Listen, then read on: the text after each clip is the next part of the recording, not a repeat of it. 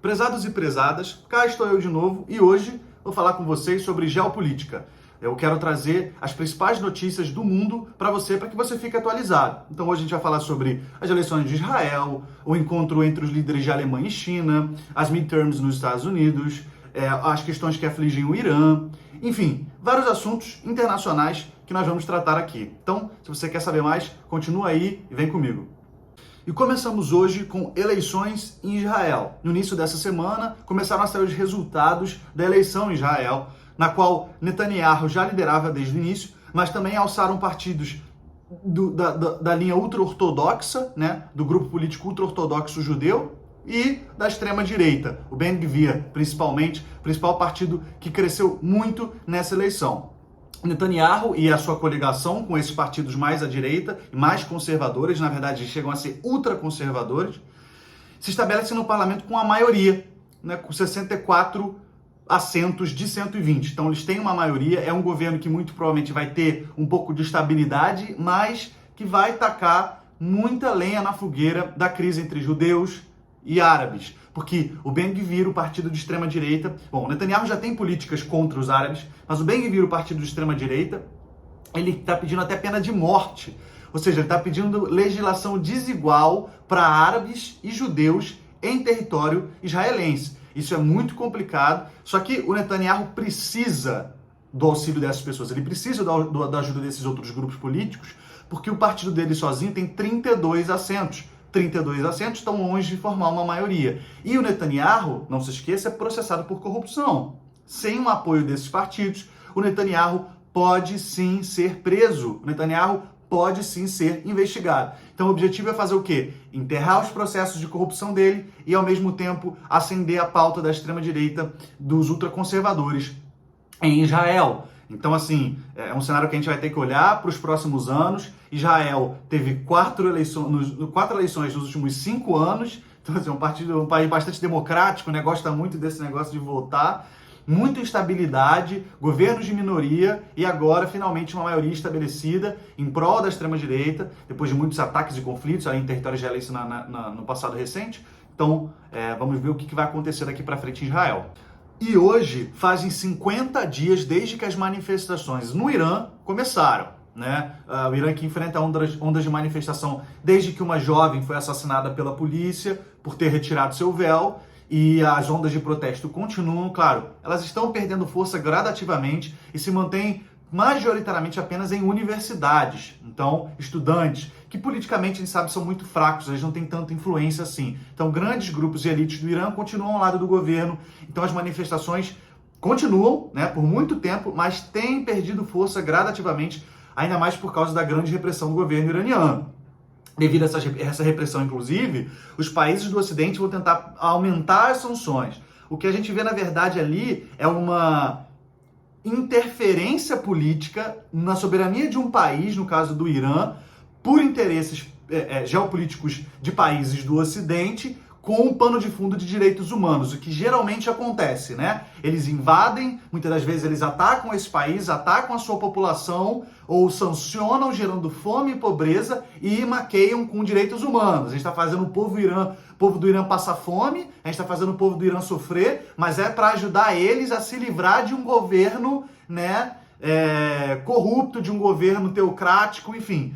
É lamentável. A gente tem que entender sempre que na geopolítica não existem vilões e mocinhos. Na verdade, é todo mundo meio filha da mãe ali, todo mundo meio sem caráter, procurando o seu interesse. Todos os países do mundo são assim. Então a gente tem que sempre manter um olho aberto quanto a isso. Continuando no Irã, o Irã confirmou o que já era esperado pela comunidade internacional, que tem enviado drones à Rússia, né? Drones kamikaze, que têm sido muito eficazes na guerra da Ucrânia e reverteram aquele momentum positivo para os ucranianos na guerra, agora nesses últimos meses, através de destruição de infraestrutura civil.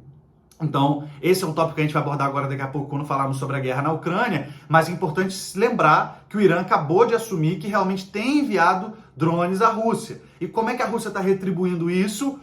Potencialmente, só que os Estados Unidos afirmou, então lembremos daquela afirmação de que na geopolítica não existem mocinhos e vilões, então é a palavra dos Estados Unidos, não é verdade absoluta, a gente tem que esperar para descobrir, ou talvez a gente nunca descubra, mas a Rússia está pronta para auxiliar o Irã no seu arsenal nuclear. Né? O Irã está tentando construir uma bomba nuclear, já tem urânio enriquecido o suficiente, mas ainda não tem uma bomba nuclear, precisa de tecnologia, é isso que falta. E a Rússia, de acordo com os Estados Unidos, estão se preparando para auxiliar o Irã nisso. Líderes mundiais parabenizam Lula pela vitória na eleição no Brasil. Durante a semana, alguns líderes se posicionaram parabenizando, né, o presidente eleito Luiz Inácio Lula da Silva. E normal, né? Tradição, isso é comum. Sempre que um presidente é democraticamente eleito, ele é parabenizado por outros líderes democráticos. Mas é importante a gente lembrar o que aconteceu dentro da política brasileira, que se tornou ponto de crítica do governo Bolsonaro, né, na política externa brasileira, e agora se repete com o Lula, mas a mídia acaba sempre esquecendo, fazendo vista grossa. O Lula recebeu apoio direto de pessoas, direto de líderes internacionais. E a mídia não criticou, a mídia não tratou isso como se fosse, e o que é, uma interferência política. O governo Bolsonaro apoiou, por exemplo, a eleição de Trump nos Estados Unidos. Perdeu, né? Trump perdeu em 2020, mas o governo Bolsonaro apoiou. E a mídia caiu de pau. Realmente está certo, você não pode ficar apoiando líderes em outros países. Só que quando isso acontece com Lula, você vê essa diferença de posicionamento. Com Lula, tudo bem. Com Lula, ninguém fala nada. Quando o Bolsonaro fez, aí tá errado. Na minha opinião, os dois estão errados. Você não pode ficar interferindo em eleição entre os países. Né? Esses presidentes têm apoiadores, esses presidentes são influentes e podem sim influenciar através da sua opinião o voto dos eleitores no mundo inteiro.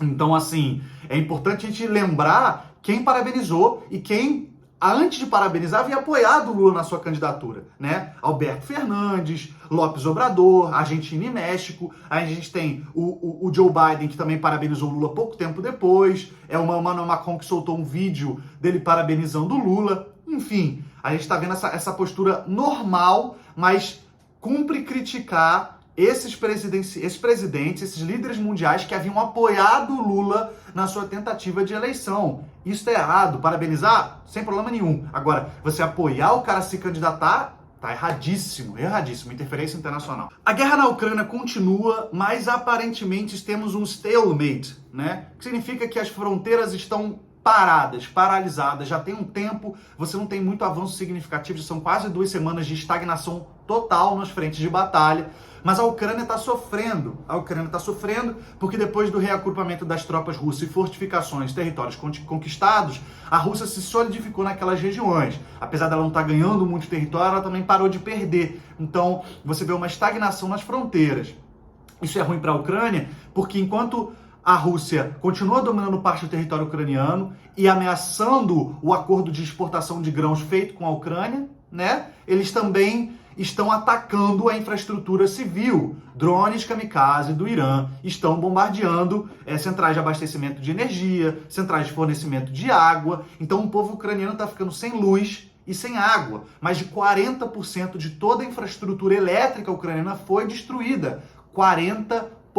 Isso é muita coisa. Agora, apagões lá e racionamento de energia fazem parte da rotina e devem se manter por meses. Reconstrução de infraestrutura energética não acontece em uma semana, em dias. Demoram meses, quiçá anos, às vezes, né? Isso, anos em países muito modernos. Por exemplo, para a China construir uma hidrelétrica, e a China, a gente sabe que constrói tudo muito rápido, foram anos a última hidrelétrica que eles fizeram lá. Então, assim, a Ucrânia está passando por maus bocados, a população ucraniana está passando por maus bocados, porque esses ataques à infraestrutura civil são muito bem direcionados, são bem focados e têm surtido um efeito significativo não só na moral do exército ucraniano, como no desempenho deles no campo de batalha e principalmente da população, que se mantém firme contra a invasão russa, mas a gente vai ter que esperar para ver o que vai acontecer. A notícia boa é que as ameaças nucleares aparentemente cessaram ou reduziram significativamente nas últimas 2 semanas. Coreia do Norte continua disparando mísseis de teste em território japonês, né, território marítimo japonês e território marítimo sul-coreano. Os Estados Unidos se posicionaram, obviamente condenaram, como já esperado, boa parte do Ocidente também, mas não só isso. Os Estados Unidos moveu aviões da sua força aérea para fazer treinamento conjunto e sobrevoo com as forças sul-coreanas. E como a Coreia do Norte respondeu isso? Com mais mísseis. Isso, na verdade, é um problema muito grande. A Coreia do Norte já tem mísseis que conseguem alcançar parte do território americano e, pior, existe uma possibilidade significativa de que eles já consigam colocar ogivas nucleares nesses mísseis. Ou seja, uma chance muito alta da Coreia do Norte ter potencial de ataque nuclear contra os Estados Unidos da América. Obviamente, os Estados Unidos estão preocupados, mas a gente sabe que eles têm um poderio suficiente para acabar com a Coreia do Norte em questão de dias. Mas a gente não sabe como eles vão usar isso, se eles vão usar, porque também é muito impopular você sair retirando um governo, mesmo que seja um governo ditatorial, um governo totalitarista. Então isso é complicado para os Estados Unidos do jeito que as coisas estão. Isso demonstra o enfraquecimento norte-americano, que antigamente, às vezes movia um porta-aviões ali no Mar do Sul da China, colocava um avião a mais no Japão, e essas potências, que na época não eram potências militares asiáticas, abaixavam a bola, ficavam quietinhas. Hoje não funciona mais assim, né? Os Estados Unidos novamente colocou lá um porta-aviões passando no Estreito de Taiwan, que é o espaço marítimo que divide Taiwan e a China continental. E na década de 80, quando eles fizeram isso, né, da década de 80 90, a China baixava a bola, parava de fazer testes, e agora, pelo contrário, eles aumentaram os bombardeios e os testes militares e o treinamento militar contra Taiwan. Então, assim, muito complicado e mostra, né, a gente observa o enfraquecimento dos Estados Unidos na região, porque eles estão tentando isolar países como China, Coreia do Norte e Rússia. Só que esses países estão se unindo frente à influência americana na região, o que é difícil para os Estados Unidos conter, porque esses países lá são maioria. Começa a COP27 no Egito. Hoje começou a COP27 lá no Egito, né, que vai tratar sobre questões ambientais, e o principal tema é um dos mais controversos, né? Vai abordar o quanto que os países pobres têm que contribuir para conter o aquecimento global, as alterações climáticas, né? Eu pessoalmente tenho uma posição de que os países mais ricos têm que contribuir muito mais, porque usufruíram muito mais durante a época que a poluição era vista com não bons olhos, mas com nenhuma ou pouquíssima crítica, e agora eles querem fazer com que todos os países cumpram metas iguais, o que eu pessoalmente considero incorreto.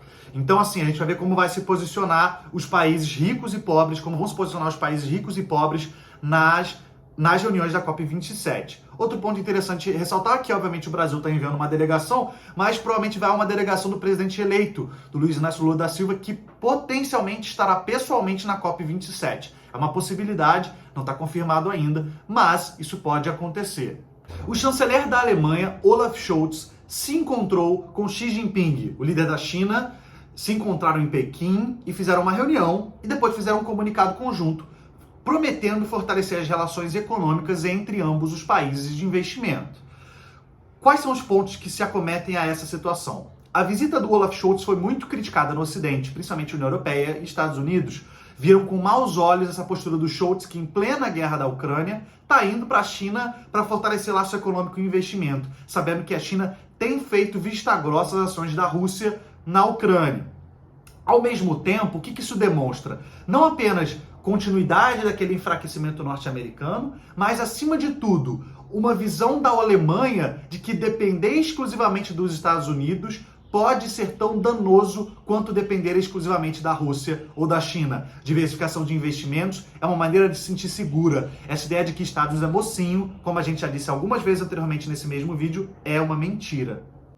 Midterms, eleições americanas de meio de mandato, começam nessa terça-feira, né? A gente sabe que as apurações demoram um pouco, mas quais são as expectativas? Nessa eleição, renovam-se a Câmara dos Deputados, né? A Câmara dos Representantes, como é conhecido nos Estados Unidos, e 1/3 do Senado. A cada 2 anos, isso acontece lá. É comum, essa eleição de midterm sempre acontece, desde que os Estados Unidos. E o que temos como expectativa quanto a essa eleição? Vitória republicana massiva, né? Os democratas esperam derrotas significativas no Congresso para os republicanos. Na Câmara dos Deputados, é quase certo que os republicanos vão ganhar uma maioria significativa frente aos democratas. E no Senado, que hoje é empatado 50-50, mas lembre-se que o vice-presidente, que é democrata, faz o voto de desempate quando se empata, tem muitas chances de cair no controle republicano, o que praticamente estagnaria o governo Biden até o final do mandato dele. Foi o que aconteceu com Obama. Nos últimos 2 anos do mandato dele, ele não fez nada de política interna, ele só conseguiu mover a política externa, porque o presidente tem autonomia para isso, mas fora isso não fez nada. O que os republicanos devem fazer com essa vitória? Redirecionar as investigações. A gente fala isso um pouco mais no próximo vídeo. Muito obrigado a você que assistiu. Esse foi o nosso panorama geopolítico. Espero que vocês tenham gostado. Tudo que vocês quiserem que eu fale, comenta aí, escreve, pode falar, pode sentir à vontade de comentar no meu canal e falar o que vocês querem que eu comente aqui. Querem que eu faça análises ou volte com aqueles boletins educacionais. Enfim, o que vocês quiserem é só colocar aí nos comentários que eu vou fazer e inscrevam-se no canal, por favor. Muito obrigado e valeu!